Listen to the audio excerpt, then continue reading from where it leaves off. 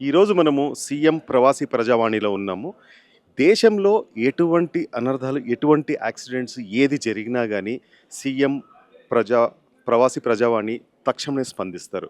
నిన్న జరిగిన లండన్‌లో జరిగిన ఒక ఫాటల్ యాక్సిడెంట్ ఇల్వర్త్‌లో జరిగిన ఫాటల్ యాక్సిడెంట్, ఎసెక్స్‌లో జరిగిన యాక్సిడెంట్‌లో ఇద్దరు తెలంగాణ విద్యార్థులు చనిపోయారు.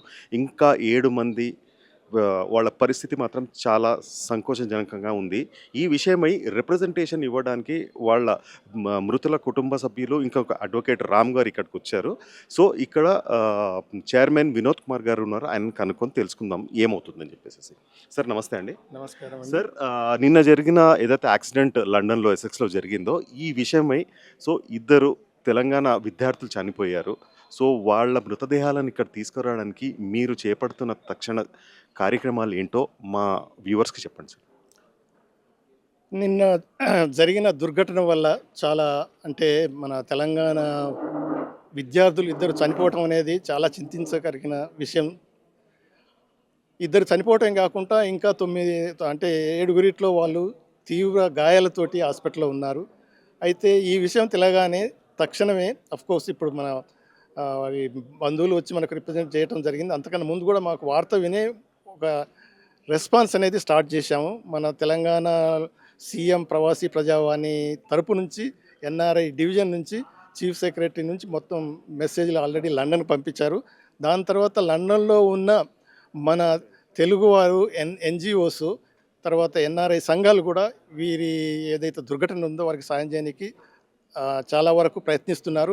మా తరపు నుంచి కూడా హై కమిషన్ ఆఫ్ ఇండియా ఏదైతే ఉన్నదో అక్కడ అదంటే అఫీషియల్ ఛానల్ ద్వారా ఫార్మాలిటీస్ అన్నిటి కంప్లీట్ చేసి మృతదేహాలు వెంటనే మనకు హైదరాబాద్కు తెలంగాణకు రప్పించే ప్రయత్నాలు కూడా మేము చేస్తున్నాము.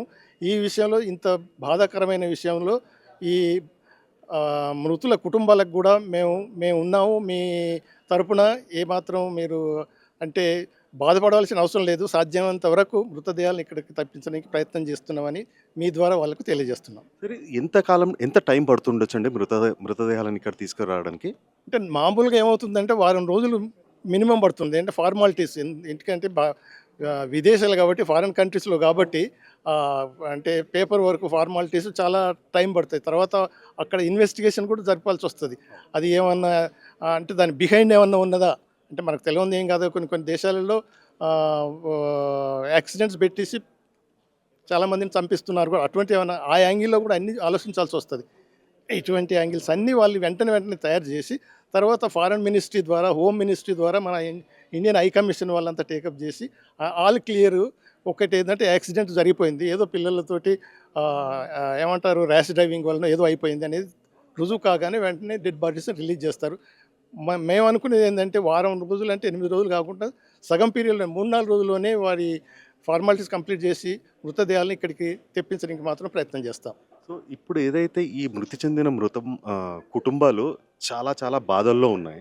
సో, వాళ్ళకి మీరు ఏ రకంగా వాళ్ళకి సానుభూతి తెలపడం గానివ్వండి, వాళ్ళ దగ్గరికి వెళ్ళడం గానీ, మీ తరపు నుంచి మీ టీమ్ అక్కడికి వెళ్ళడం గానీ ఏమైనా చేస్తోందా? తప్పకుండా అండి. ఇప్పుడు మాకు అంటే నిన్న జరిగిన సంఘటన అది. ఈరోజు మాకు ఇక్కడికి ప్రవాసీ ప్రజావానికి సీఎం ప్రవాసీ ప్రజావాని దగ్గరికి ఇక్కడికి రిప్రజెంటేషన్ వచ్చింది. తెలిసింది కాబట్టి వారు ఎక్కడున్నారో వాళ్ళను పరామర్శించడానికి కూడా మా సభ్యులు అంటే ఎన్ఆర్ఐ అడ్వైజరీ కమిటీ సభ్యులు వెళ్తారు. వాళ్ళకు ఓదార్పును కలిగిస్తారు. వాళ్ళకి ఏమైనా అవసరం ఉన్నప్పుడు మోరల్‌గా చాలా వరకు సపోర్ట్ ఇస్తారు. ఇక ఫైనాన్షియల్‌గానంటే అది గవర్నమెంట్ తరపు నుంచి కూడా అదొక విధమైన కూడా ఆ ప్రాసెస్ కంప్లీట్ చేస్తారు. తర్వాత ఫార్మాలిటీస్ కంప్లీట్ చేసేది హై కమిషన్ ద్వారా కూడా అక్కడ కూడా చేయడానికి ప్రయత్నం చేస్తాం. సో, ఇప్పుడు ఎవరైతే గాయపడ్డ వాళ్ళు ఉన్నారో 7 మంది ఉన్నారో వాళ్ళ పరిస్థితి ఏదైతే హాస్పిటల్‌లో వాళ్ళ ఖర్చులకు గానీ, మెడికల్ ఖర్చులకు గానీ అట్లాంటి వాటిల్లో మన గవర్నమెంట్ నుంచి ఏదన్నా సహాయం అందే ఛాన్సెస్ ఉన్నాయా? ఇప్పుడు అంటే మనకు ఇప్పుడు ఎంబసీలలో హై కమిషన్లలో నేను అంబాసిడర్గా హై కమిషన్ ఏం పనిచేసి చూశాంగా మనకు కమ్యూనిటీ వెల్ఫేర్ ఫండ్ అనేది ఉంటుంటుంది. సో ఇటువంటి ఎమర్జెన్సీలలో అటువంటి ఫండ్ ఉపయోగించి వాళ్ళకి మాత్రం హెల్ప్ చేస్తారు. కానీ కొన్నిసార్లు లార్జ్ నెంబర్ ఆఫ్ పీపుల్ ఉన్నప్పుడు అంటే యూకే, లండన్ అటువంటి ఏరియాస్లో చాలామంది ఉంటారు కాబట్టి అందరికీ ఇటువంటి సాయం అందించడానికి వీలు కలగకపోవచ్చు. బట్ చాలా వరకు ఎంత వీలైతే అంతవరకు మాత్రం ఎంబసీ ద్వారా ఆర్థిక సహాయం చేయడానికి మాత్రం వీలవుతుంది. అలా చేయమని కూడా రిక్వెస్ట్ చేస్తాం. చాలా థ్యాంక్స్ అండి. థ్యాంక్స్ వినోద్ కుమార్ గారు.